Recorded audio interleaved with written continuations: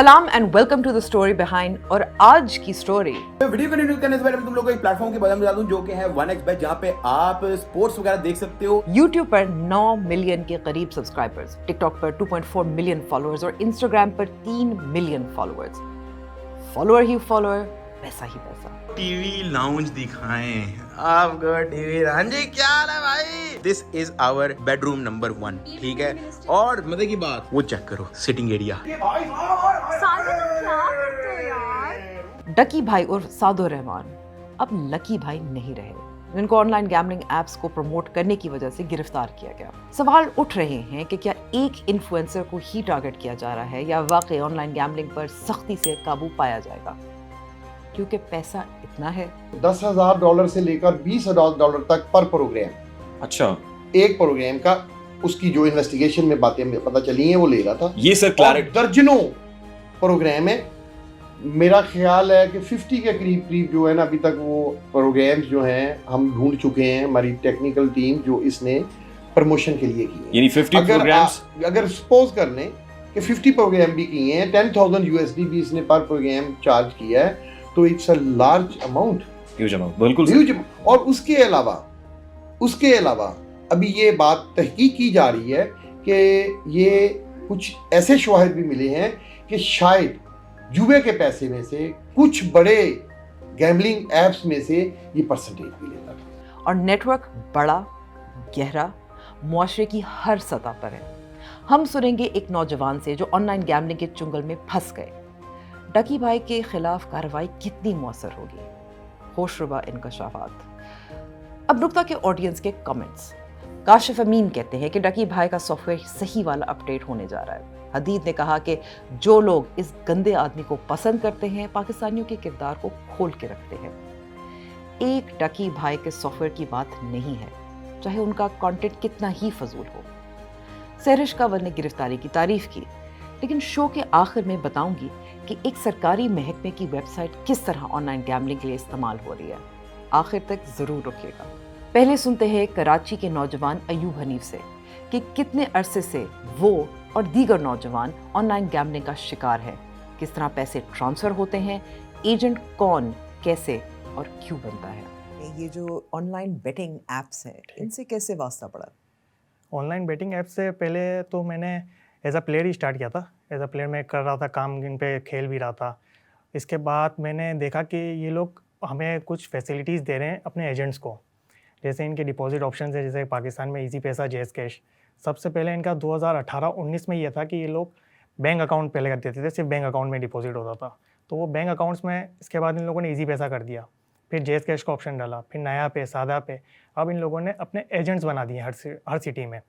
अब उन सिटीज़ में एजेंट्स का ये होता है कि आप उनसे व्हाट्सएप पे रब्ता करें, और रब्ता करने के बाद वो आपको अपना अकाउंट देंगे, उसमें आप डिपॉजिट करें, अपनी गेमिंग आईडी दें और वो आपको डिपॉजिट दे देते हैं।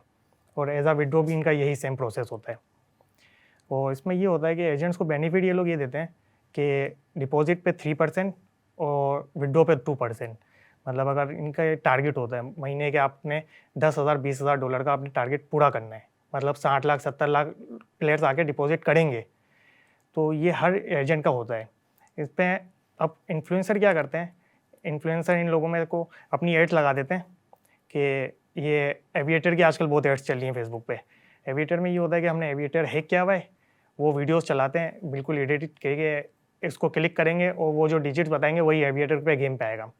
तो वो देख के लोग इन्फ्लुएंसर बोलते, वो कुछ क्लाइंट्स क्या करते हैं, कुछ हमारे कस्टमर देखते हैं और वो इसके बाद करने के बाद वो रजिस्टर करते हैं उसके लालच में कि यार 1,000 रुपये डालूंगा तो 400 आ जाएंगे, 500 आ जाएंगे, दिन के खर्चे के आ जाएंगे। शुरू में तो आ जाते हैं, लेकिन ये चीज़ ऐसी है कि वो लालच बढ़ती रहती है। आपका 500 आ रहा होगा ना एक दिन, तो आप बोलेंगे कल 1,000 आ जाए मेरा, कि ये खर्चा भी मैं इसी से पूरा कर लूँ। तो जहाँ आपने बैट बड़ी लगाई, वहाँ इनकी कोडिंग ऐसी होती है, वो बैट 0 कर देते हैं। एक मेरे दोस्त था, वो बैट प्रो की आईडी देता था। बैट प्रो इंडिया की है एप्लीकेशन, तो वो डायरेक्ट नहीं मिलती, वो एजेंट्स देते हैं, मतलब बुकी जो होते हैं वो देते हैं।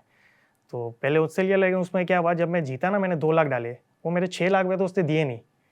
उसने कहा कि आगे वाला बंदा खा गया। तो मैंने कहा पैसे मेरे 2 लाख भी चले गए, 4 लाख जीता वो भी चले गए, मेरे 2 लाख ही वापस कर दो। तो बोलना नहीं, वो आगे वाला बंदा दे ही नहीं रहा। उसने कहा आपने चीटिंग करी है। मैंने कहा ठीक है। फिर मैंने दूसरी ऐप्स देखी, इसमें एक ऐप है Bet365, वो भी बाढ़ की है, तो उसमें कार्ड से पेमेंट होती है। अब कार्ड का मसला ये है पाकिस्तान में, कार्ड पे चार्जेस बहुत लगते हैं। आप लाख डालने जाओ तो 6-7 हज़ार रुपये कार्ड से चार्जेस लग जाएंगे। तो फिर मैं 1xBet पे आया। 1xBet पे ऑप्शन से ज़्यादा बेनिफिट था, क्योंकि जो आप ट्रांसफ़र करो वही डिपॉजिट आपको मिल जाए, विड्रॉ भी आपको फ़ौरन मिल जाए। इस वजह से मैं इन बेट्स पे आया हूँ, एप्लीकेशंस पे। ठीक है, सो इन बेट्स पे जो पेमेंट करते हैं आपको जो जाती मिलती है वो ये मोबाइल मनी ट्रांसफ़र सिस्टम से होती है, किस तरह से होती है, या क्रिप्टो या कुछ और? नहीं, इन एप्लीकेशन पे आपके पास क्रिप्टो भी है। आप बोलेंगे इनका क्रिप्टो से, अगर इन पे बात ये होता है, जिस आपने ऑप्शन से डिपॉजिट किया है आपको विड्रॉ उसी ऑप्शन से मिलेगा। अब आपने एजेंट के थ्रू किया तो एजेंट के ही थ्रू आपको डिपॉजिट मिलेगा। ऐसा नहीं कि आपने कैश एजेंट के थ्रू डलवाया और विड्रॉ आप USDT या उसमें क्रिप्टो मिले। क्या ये वीडियो आपको अच्छी लग रही है? ऐसी मज़ीद वीडियोज़ के लिए अभी नुक्ता ऐप डाउनलोड करें। कौन से ऐप्स पर आप इसी तरह आप इस्तेमाल कर चुके हैं? ऐप्स तो मैंने 1xBet ही की है, क्योंकि पाकिस्तान में 1xBet ही वो जो है जो ज़्यादातर चल भी रही है, और इसमें ही लोकल जो पेमेंट्स ऑप्शन है वो 1xBet में है। ठीक है, और आपका क्या अंदाज़ा होगा, आपने बात की कुछ दोस्तों के बारे में, आपके सर्कल में, आपके जानने वालों में, आप जैसे नौजवान जो 20 साल से, जो 30 साल से कम जिनकी उम्र है और काम शुरू कर रहे हैं, पढ़ रहे हैं, कितने इस्तेमाल करते हैं, कितना इसमें you know how many people are using it, you think, एक अंदाज़ा? अब जो आजकल के लोग हैं वो ज़्यादातर क्रिप्टो में चले गए हैं। इन्फ्लुएंसर को देखते हैं कि इसने ये कर लिया, इसने ये कर लिया, वो अपने पे टेलीग्राम पे ग्रुप बना लेते हैं। इनके भी टेलीग्राम से ग्रुप होते हैं कि ये लोग टिप्स देते हैं कि ये कोई नहीं तो ऐसे जाएगा, या ये गेम इसमें ये वर्किंग करेगी। तो इन्फ्लुएंसर बोलते हैं यार नौकरी करने से अच्छा है 30,000 रुपये ये करने हैं। घर वालों से बोलते हैं 50-60,000 रुपये हमें वो दे दो एज ए इन्वेस्टमेंट, हम काम कर लेंगे, तो वो इसमें लगा देते हैं। तो एट द एंड वो ज़ीरो हो जाते हैं। अभी लास्ट कुछ हफ्ते में 1-2 हफ्ते पहले एक आया था कि एक लड़के ने अपने बाप के हज के पैसे यूज़ कर लिए क्रिप्टो में, ज़ीरो हो गया वो एक दिन में। तो आपने कितना मुनाफा कमाया, कितना खोया, कितना पाया, थोड़ा सा अपना बता सकते हैं कि मैंने- क्या तजुर्बा कैसा रहा? मैंने एज ए एजेंट काम करा, तो शुरू में ये हुआ कि इसमें हमारे पाकिस्तानी लोग ऐसे हैं ना, डिपॉजिट करना है, नकली स्लिप उतार दी 5,000 रुपये की। अब वो पैसे भी अकाउंट में नहीं, मैसेज पे मैसेज के भाई हमने 5,000 भेज दिया, आप डिपॉजिट दें। मैंने यार ये तो बहुत टेंशन वाली बात है, क्योंकि ऐसे इन लोग, अब ये होता है कि आम आदमी इस काम में नहीं पड़ता। आम आदमी का कोई आम आदमी होगा जो 50,000 की नौकरी करे, लाख कारोबार कर रहा है साफ़ सुथरा, वो इस काम में नहीं पड़ेगा। क्यों? क्योंकि जो एजेंट्स होते हैं वो किसी ना किसी क्रिमिनल उसमें होते हैं, क्योंकि उस अकाउंट से मनी लॉन्ड्रिंग भी हो रही होती है। उसमें फिर ये होता है आजकल मनी लॉन्ड्रिंग पे ये चल रहा है कि एक अकाउंट बंद होता है उसमें 10 अकाउंट बंद हो जाते हैं, क्योंकि वो मनी लॉन्ड्रिंग के पैसे के चक्कर में सबके FI अकाउंट बंद कर देती है। तो ये मसले बहुत थे, इस वजह से मैंने अपनी पेमेंट निकलवा ली थी। 1-1.5 महीना मैंने काम किया। उसमें मुझे इन लोगों ने ऑफ़र की कि आप अगर हमारे 30,000 का डिपॉजिट करवाएंगे, 30,000 USDT मतलब पाकिस्तानी 90 लाख रुपए का, तो हम आपको 3 महीने के 10% देंगे। तो मतलब ये है कि 10% अगर 90 लाख के तो 9 लाख रुपए, जो आम आदमी नहीं कमा सकता। तो आपको एडिक्शन है? हाँ बिल्कुल एडिक्शन है, मैंने रिहेब भी काटा है इस चक्कर में। आपको लगता है कि आप उस एडिक्शन से पाक हो गए हैं, या आप? हाँ, मुझे पता चल गया कि कुछ मिलना नहीं है, एट द एंड लॉस ही होना है। डकी भाई के इन्फ्लुएंसर हैं, आपने भी जिक्र किया था कि इन्फ्लुएंसर्स बहुत ज़्यादा इस्तेमाल करते हैं। अब अगर आप बता सकते हैं कि इन कौन से इन्फ्लुएंसर्स हैं डकी भाई के अलावा, आप क्या समझते हैं कि ये सही अमल है या नहीं है?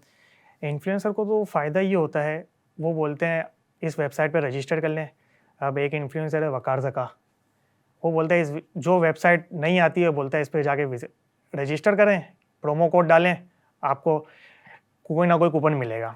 अब रजिस्टर करने के बाद वो जो उनका रेफर कोड डालते हैं ना, आपके हर जीतने पे या हारने पे उनको फ़ायदा होता है। कितने पैसे मिलते हैं? उनका कमीशन फिक्स होता है। आप भी बने एजेंट, आपको भी मिलेगा। वो आपको पहले से बता देंगे आपका हर महीने का 2%। अब उस पर 1000 USDT है, लाख USDT है, वो 2% आपको जेन्युइन तरीके से देंगे, क्योंकि उनको पता है कि ये हमारा इन्फ्लुएंसर है, ये हमारे लिए काम कर रहा है। बेईमानी का काम भी ईमानदारी से हो रहा है। सट्टेबाजी भी कर रहे हैं, शारिक है, पंजाब के साइड पर बहुत इन्फ्लुएंसर हैं, टेलीग्राम ग्रुप चला रहे हैं, फीस ले रहे हैं बाकायदा। मैं आप नॉर्मल ग्रुप के 10 USDT हैं, प्रीमियम ग्रुप के 30 USDT हैं, बोट चाहिए उसके 100 USDT हैं। वो कारोबार बनाया हुआ है पूरे पाकिस्तान में। तो आजकल जो पकड़ धकड़ हो रही है डकी भाई को देखते हुए, आपको लगता है कि ये एक शख्स को हदफ बना रहे हैं, या ज़्यादा काम तेज़ी से ज़्यादा लोगों को वो घेरे में लाएंगे? अभी तक पकड़ धकड़ हुई नहीं है, क्योंकि कुछ हफ्ता हो गया कि नोटिफिकेशन आया एप्लीकेशन ब्लॉक हो जाए। एप्लीकेशन तो अभी भी चल रही है, तो मुझे तो नहीं लग रहा कुछ बंद हुआ है। काम तो वही चल रहा है। इससे पहले भी जब PSL का मामला हुआ था और बहुत सारी एप्लीकेशंस पर कतकन लगाई गई थी, दूसरे नामों से फिर दोबारा से आ गए थे। नहीं, वही नाम है, प्रमोशन दूसरे नामों से की गई थी। अब स्पेलिंग चेंज कर देते हैं और लोगो वही करते हैं, तो वो चल रहा है अभी भी, उस पर कोई वर्किंग ही नहीं है। आपने भी जिक्र किया था जिनका एक इंडियन कनेक्शन भी है, कौन कौन से हैं और उसका इस्तेमाल कितना ज़्यादा है? इंडियन कनेक्शन बेट प्रो चला रही है, बेट प्रो की एप्लीकेशन है, वो इंडिया की है। वो आपको जो बुकीज़ बैठे हैं ना, जो पुराने बुकीज़ हैं, जो पहले दुबई से काम करते थे, फ़ोन पे काम करते थे, वो आपको बेट प्रो देंगे, क्योंकि 1xBet पे बंदा डायरेक्ट खेल लेता है, बेट प्रो पे डायरेक्ट नहीं कर सकता। उनके वो बुकी आपको अकाउंट अरेंज करके देगा, उसमें उसका कमीशन होता है। एक आम तासुर ये है कि जब स्पोर्टिंग इवेंट्स के गिर्द अक्सर ज़्यादा बेटिंग होती है, क्या और चीज़ों पे भी बेटिंग होती है, क्या होती है? अब जैसे सीज़न आता है, PSL आता है, IPL आता है ना, तो कराची में कैफ़ेज़ में जो होते हैं ना, वहाँ पे बैटिंग चल रही होती है, खेल रहे होते हैं, लगा रहे होते हैं, सामने स्क्रीन चल रही होती है, तो वो शौकिया भी कर रहे होते हैं और कुछ प्रोफेशनल होते हैं वो भी कर रहे होते हैं। तो इन सीज़न में ज़्यादा काम हो रहा होता है इनका। और जब सीज़न नहीं होता किसी स्पोर्टिंग इवेंट का, तो फिर किस चीज़ पे ये फिर जैसे मुझे कार्ड्स पसंद है, किसी को फुटबॉल पसंद है, तो वो एप्लीकेशन आपको सारे ऑप्शन देती है, ऐसी कोई ऑप्शन नहीं है कि उसने नहीं छोड़ा हो। अयूब से तो आपने सुना, स्पोर्ट्स इवेंट्स में बेटिंग और गैम्बलिंग में स्पाइक आता है। इसको कहते हैं पिरामिड स्कीम, ये एक फ्रॉड है। आपको याद होगा कि 2022 में पाकिस्तान सुपर लीग 8 में टेलीविजन और डिजिटल मीडिया पर ऑनलाइन बेटिंग कंपनीज ने 4 फ्रेंचाइजेस को स्पॉन्सर किया, तो कितना शोर मचा। अदालतें और स्टेट बैंक ऑफ पाकिस्तान भी हरकत में आ गए, लेकिन पाबंदियों के बावजूद नाम और डोमेन नेम्स बदल बदल के ये काम जारी रहा, रुका तो नहीं। और ताने बाने इंडिया से भी मिलते हैं। 1xBet, जिसका प्रोमो कोड डकी भाई प्रमोट कर रहे थे, इंडियन बेटिंग साइट है। इंडिया ने हाल ही में ऑनलाइन गैम्बलिंग पर कानून पास करके बैन लगाया है, एडिक्शन और मनी लॉन्ड्रिंग और फाइनेंशियल फ्रॉड की खदशात की वजह से। एक अंदाजे के मुताबिक 45 करोड़ अफराद को हर साल इंडियन रुपीस हैं 20,000 करोड़ का नुकसान होता है। People are losing money, families are breaking, addiction is noticed everywhere. World Health Organization has classified this as a gaming disorder as part of the international classification of diseases. There is a psychological behavior issue which is happening because of these games. There are so many cases of suicides news coming from practically every part of the country, every state, every society is facing this problem. So it was very important to take some strict action against the online money gaming part of it. India में online gambling को legal रखने के हक में argument तो ये है कि ये ऑफिशियल बैंकिंग चैनल्स के जरिए होता है, इसको रेगुलराइज कर सकते हैं, डॉक्यूमेंट और टैक्स भी किया जा सकता है, लेकिन लोगों के फ्रॉड तो फिर भी नहीं ख़त्म होते। अब खैबर पख्तूनख्वा की ऑफिशियल साइट्स को ही देख लें, बेटिंग और ऑनलाइन गैम्बलिंग को प्रमोट कर रहे हैं। हमने ये साइट्स 26 अगस्त को चेक किया था, एक्सेस किया था। अब वेबसाइट कब से हैक हुई है, किसी ने देखा या नहीं देखा, क्या प्रमोट कर रहे हैं, आखिर ये सरकारी वेबसाइट है, पता नहीं।